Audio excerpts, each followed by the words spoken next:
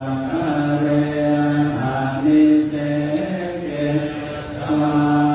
masjid bertanggung jawab di hadapan Allah Subhanahu wa taala. Ingat, kita akan ditanya. Kalau Bapak ditekan oleh konglomerat, pejabat, orang kaya, Bapak buat surat pengunduran diri. Pertanyaannya adalah, Ustadz, benarkah Nabi kita Muhammad SAW pernah mengizinkan kaum Nasrani Najran mengadakan ibadah misa di Masjid Nabawi? Bismillahirrahmanirrahim. Assalamualaikum warahmatullahi wabarakatuh, kaum muslimin semuanya yang dirahmati oleh Allah.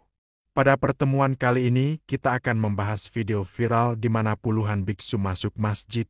Kita simak dulu videonya, kaum muslimin.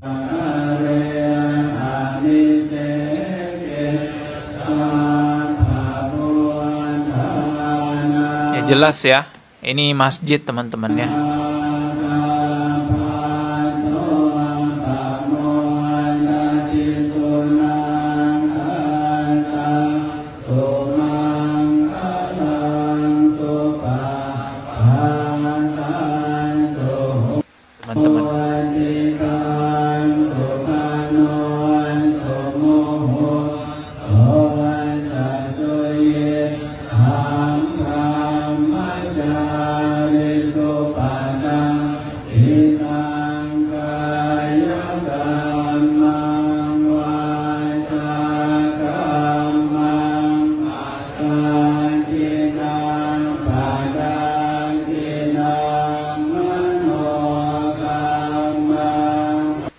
Jadi itu dia videonya, kaum muslimin.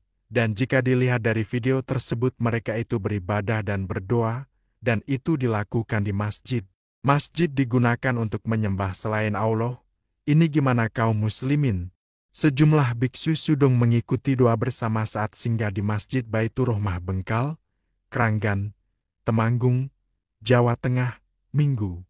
Sebanyak 40 biku sudong singgah di sejumlah tempat ibadah dalam perjalanan dari Semarang menuju Candi Borobudur menjelang perayaan Trisuci Waisak. Hal itu dilakukan sebagai wujud toleransi dan pesan damai sejalan dengan tema ritual Sudong 2024, yaitu perjalanan dengan kesadaran keberagaman untuk jalan hidup luhur, harmonis dan bahagia. Baiklah kaum muslimin, itulah tadi beritanya, dan anehnya kenapa pengurus masjidnya membiarkan orang non-muslim ibadah di dalam masjid hanya karena alasan toleransi. Pengurus masjid bertanggung jawab di hadapan Allah Subhanahu wa taala. Ingat, kita akan ditanya. Kalau Bapak ditekan oleh konglomerat, pejabat, orang kaya, Bapak buat surat pengunduran diri. Saya yang bertanda tangan di bawah ini, daripada saya harus memasukkan orang kafir ke dalam tempat rumah Allah, saya diamanahkan jadi ketua. Dengan ini saya mengundurkan diri. Saya tak sanggup menghadapi azab Allah di akhirat nanti. Kalau sanggup, laksanakan. Kalau tak sanggup, tinggalkan. Karena bagaimanapun ini amanah, harus dijaga. Iya, pengurus masjid tentu harus bertanggung jawab di hadapan Allah. Betul kata beliau, kaum muslimin. Pengurus masjid ini nantinya akan dimintai pertanggungjawaban oleh Allah di akhirat kelak. Apalagi ini divideokan lalu disebarkan di sosial media. Nanti orang awam berpikir ternyata toleransi itu seperti ini. Besok-besok orang muslim yang gantian ibadah di gereja atau kuil, ini kan masalah kaum muslimin. Apalagi sempat viral video banser memijit kaki biksu.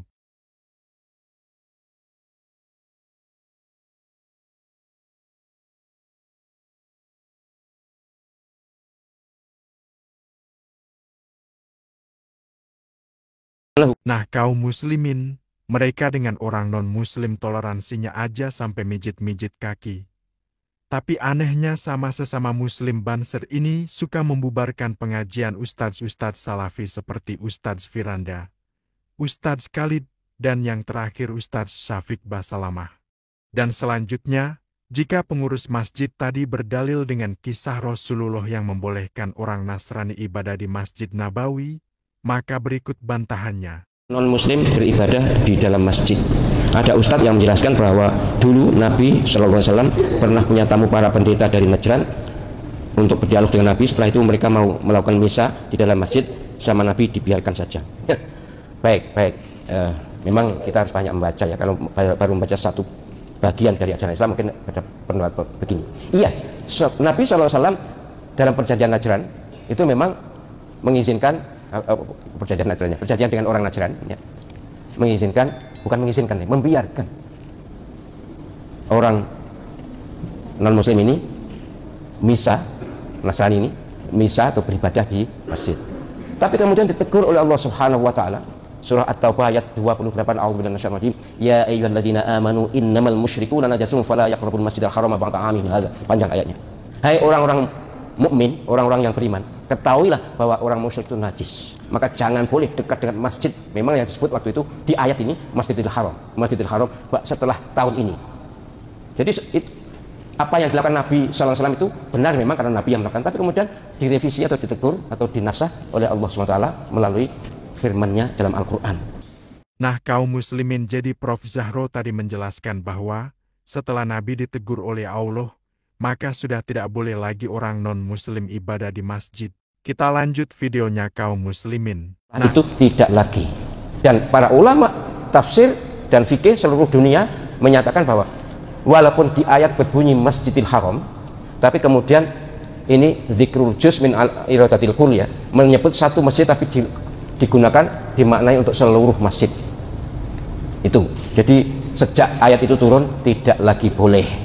Kaum muslimin, itulah tadi penjelasan dari KH Ahmad Zahro, dan dari tafsir ayat tersebut bukan hanya Masjidil Haram tapi untuk semua masjid. Nah, ada lagi pendapat yang mengatakan bahwa kisah Nabi membiarkan orang Nasrani misa di masjid itu tidak benar kaum muslimin. Kita simak penjelasannya kaum muslimin.